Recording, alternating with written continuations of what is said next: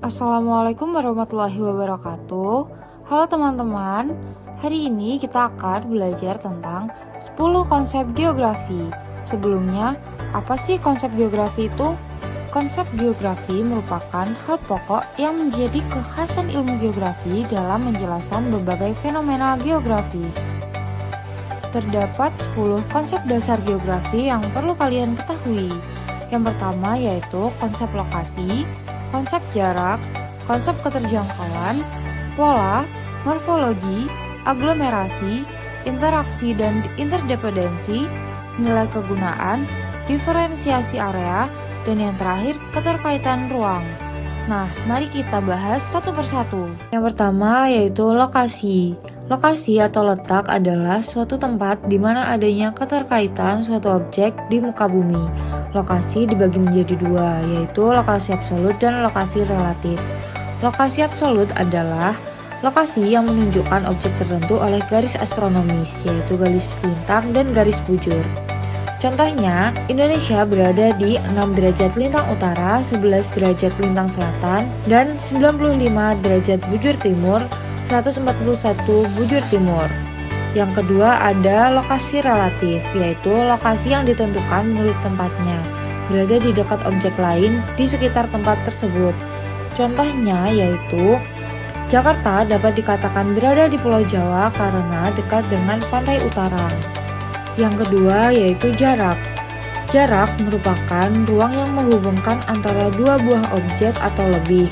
Jarak juga dibagi menjadi dua, yaitu jarak mutlak dan jarak relatif. Jarak mutlak merupakan jarak yang berkaitan dengan satuan panjang atau meter. Contohnya yaitu berapa kilometer jarak dari sekolah ke rumah. Yang kedua, jarak relatif. Jarak relatif merupakan jarak yang berkaitan dengan waktu dan biaya. Contohnya, berapa lama waktu dan biaya yang dibutuhkan untuk tiba ke sekolah. Konsep keterjangkauan menjelaskan seberapa mudah suatu lokasi dapat diakses dari lokasi lainnya. Dalam kata lain, keterjangkauan adalah hasil sintesa dari konsep lokasi dan konsep jarak ketika diaplikasikan dalam kehidupan sehari-hari. Aspek yang umumnya diteliti adalah ketersediaan sarana dan prasarana yang menunjang transportasi pada tempat tersebut. Selain itu, keterjangkauan juga meninjau aspek fisik seperti topografi dan bentang alam yang ada pada wilayah tersebut. Contoh penerapan konsep keterjangkauan misalkan seperti Labuan Bajo, yang tadinya sulit diakses, padahal merupakan destinasi wisata global. Sekarang, Labuan Bajo sudah punya bandara sendiri, yaitu Bandara Udara Komodo. Konsep pola mencoba mengartikan struktur, bentuk, serta persebaran aktivitas baik alami maupun sosial yang terjadi di permukaan bumi. Pola juga dapat diartikan sebagai tatanan geometris yang beraturan dari suatu objek atau aktivitas yang ada. Dalam menganalisa pola, umumnya tiap objek memiliki pola pembangunan yang berbeda-beda.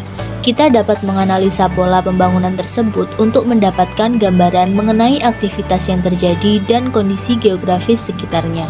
Contoh penerapan konsep pola adalah pada pembangunan pemukiman yang mengikuti jalan atau mengikuti sungai.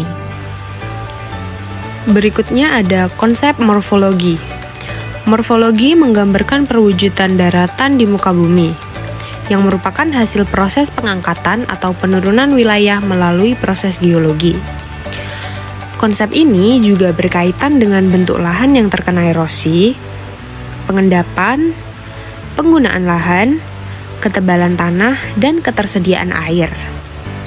Konsep morfologi berhubungan dengan bentuk permukaan bumi sebagai hasil proses alam dan hubungannya dengan aktivitas manusia. Contohnya, bentuk dataran dengan kemiringan tidak lebih dari 5 derajat adalah wilayah yang cocok digunakan untuk pemukiman dan usaha pertanian.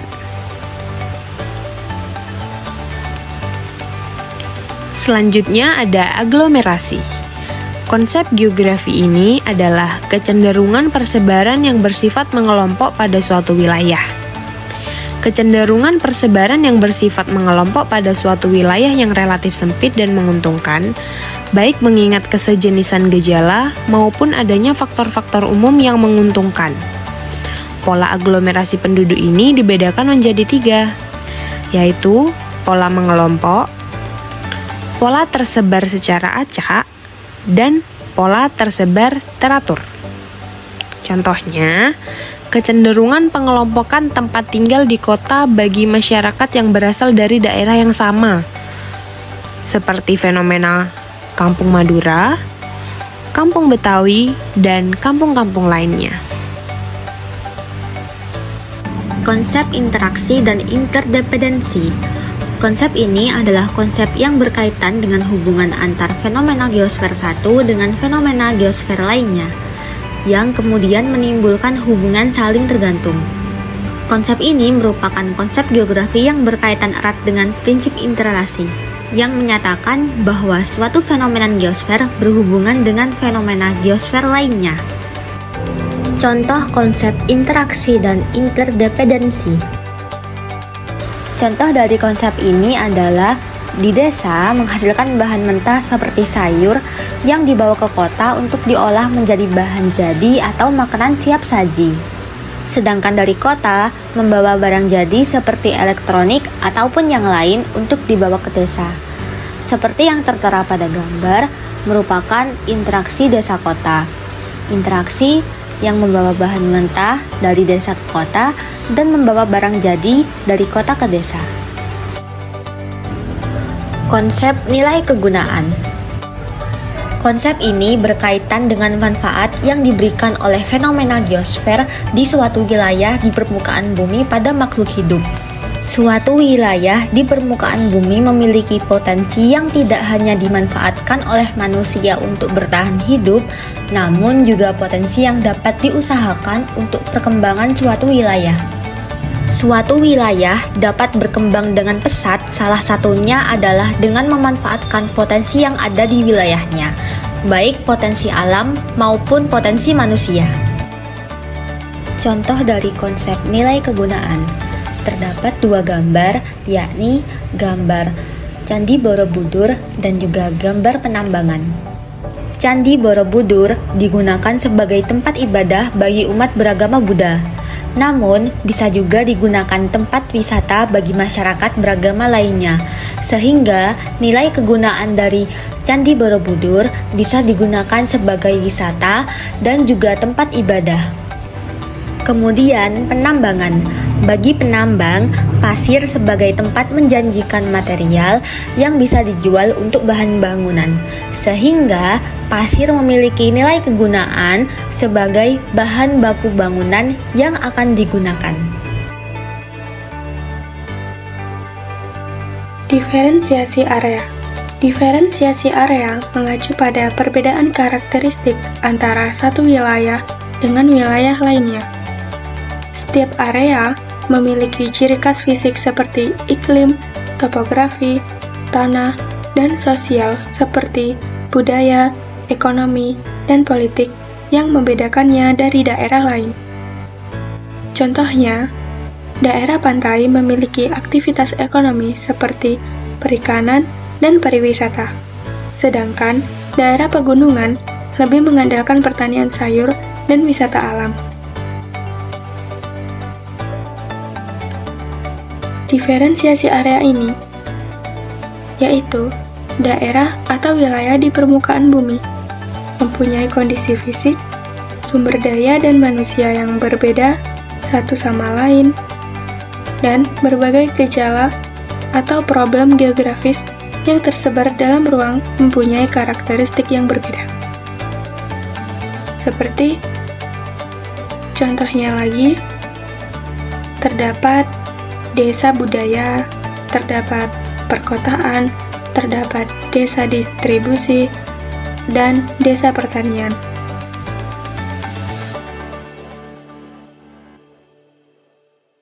Kemudian, struktur ruang atau distribusi keruangan suatu wilayah berkaitan dengan wilayah lain.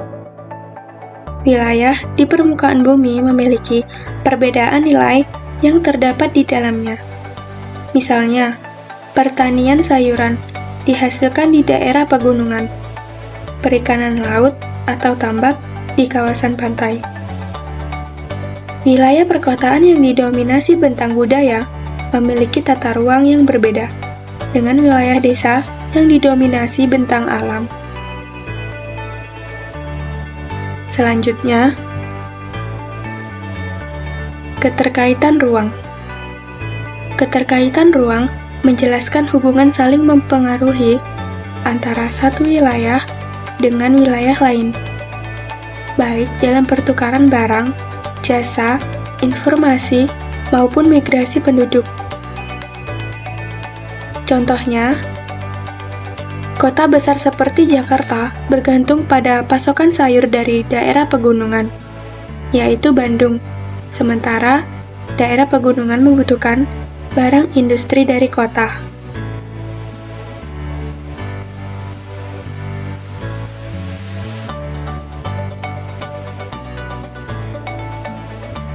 Suatu wilayah dapat berkembang karena adanya hubungan dengan wilayah lain, atau adanya saling keterkaitan antar wilayah dalam memenuhi kebutuhan dan sosial penduduknya. Gimana nih tentang 10 konsep dasar geografi? Apakah kalian sudah paham? Sekian ya dari kami kelompok 1. Sampai jumpa di lain waktu.